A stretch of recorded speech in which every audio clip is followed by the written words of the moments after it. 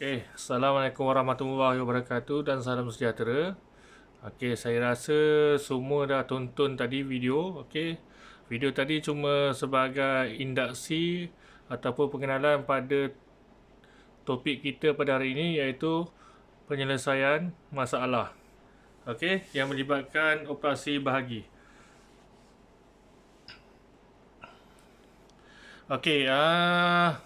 Sebenarnya kita bukan nak cerita pasal Pak Ali dengan beruknya, tapi kita nak selesaikan masalah Pak Ali dan beruknya yang bernama Awang. Kalau yang tak dapat tonton video tu, boleh tengok dekat paparan video saya.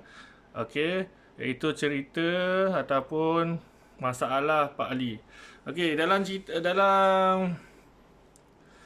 cerita ni, dia sebut Pak Ali mempunyai ladang kelapa dan seekor beruk yang bernama Awang. Semalam Awang telah menjatuhkan 63 biji kelapa. Jadi Pak Ali mengutik kelapa tersebut dan memasukkan ke dalam guni untuk dibekalkan kepada peruncit. Setiap guni boleh dimuatkan dengan 10 biji kelapa.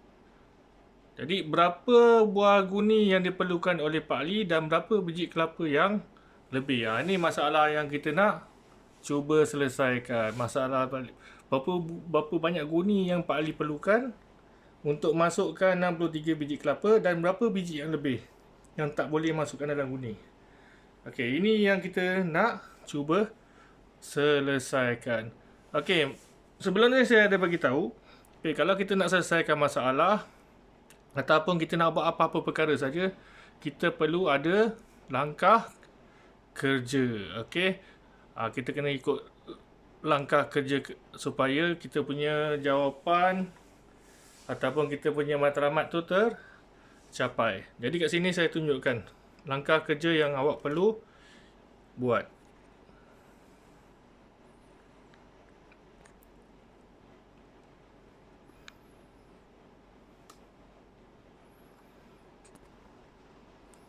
Maaf paparan tak berapa nak cantik. Papan putih saya pun terlalu kecil. Saya harap semua dapat lihat. Langkah kerja yang kita perlu ikut. Yang pertama sekali adalah baca. Yang pertama sekali kena baca. Baca maksudnya baca apa? Baca soalan ataupun petikan yang diberi. Kalau tak baca, awak terus jawab, memang tak akan jadi. Macam awak nak buat kek, kan? Kalau awak nak buat kek, awak tak ikut arahan, ataupun awak tak ikut instruction, maka kek awak tak boleh jadi. Dalam situasi ni pun sama juga. Pertama sekali awak kena baca. Nak tak nak, awak kena baca apa konten yang ada dalam cerita ataupun masalah tersebut. Dah baca, kemudian awak perlu fahamkan. Awak perlu fahamkan. Dah baca, fahamkan. Bukan baca sambil lalu saja. Awak baca dan perlu fahamkan apa kandungan yang ada dalam cerita tersebut. Baca, fahamkan. Kalau katakan awak tak faham, baca sekali awak tak faham, maka awak kena ulang semula. Baca sampailah awak faham. Kalau awak dah faham, maknanya awak dah masuk level yang kedua ataupun peringkat yang kedua. Nampak tak?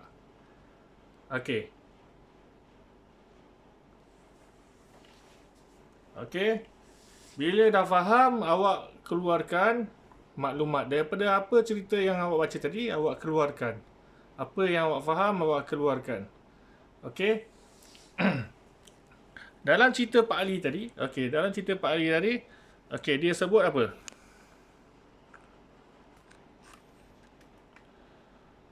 Dia sebut Awang telah menjatuhkan 63 biji kelapa.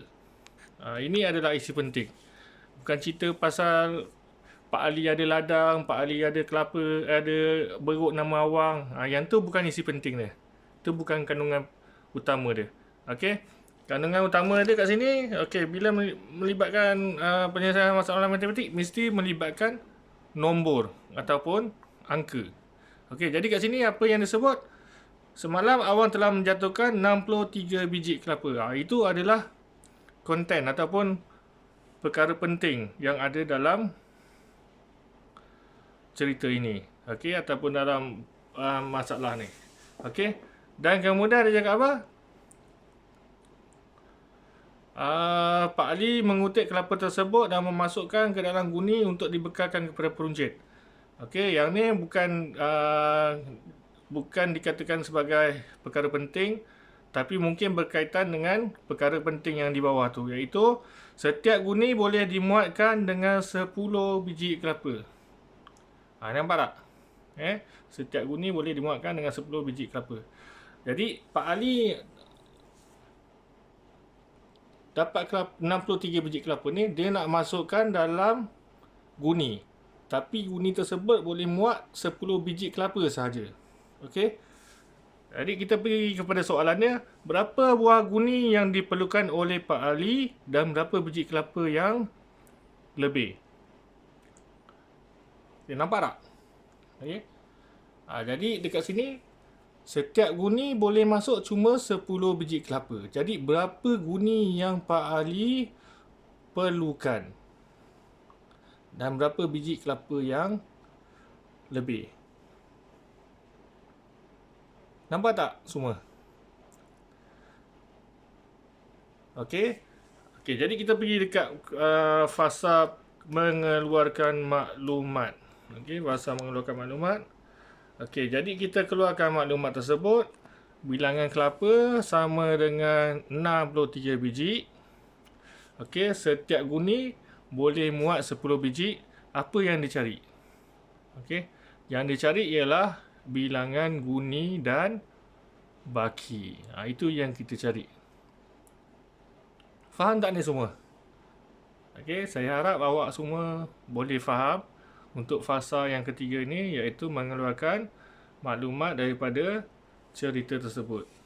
Okey, bila kita dah ada maklumat ni, okey, barulah kita boleh susun maklumat dalam bentuk ayat matematik.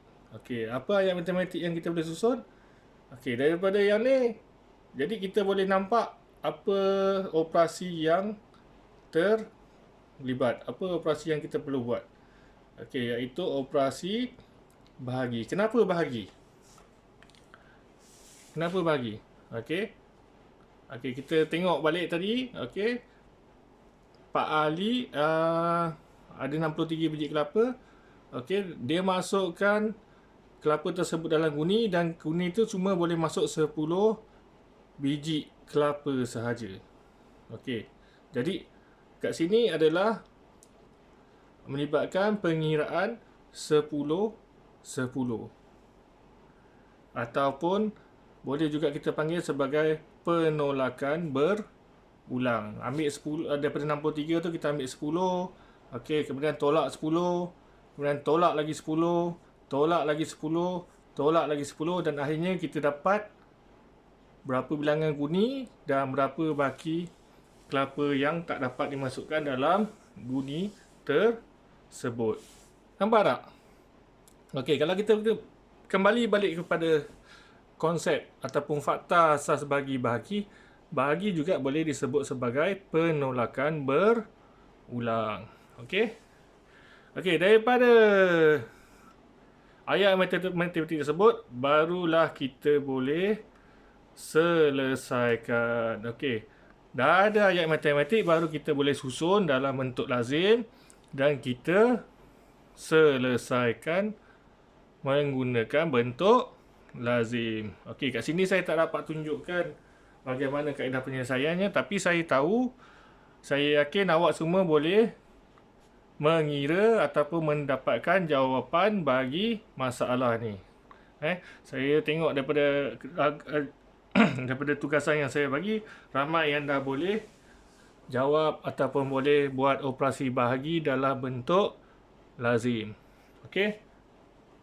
Akhir sekali, okey, bila kita dah selesaikan dan dapat jawapan, kemudian langkah terakhir sekali kita semak.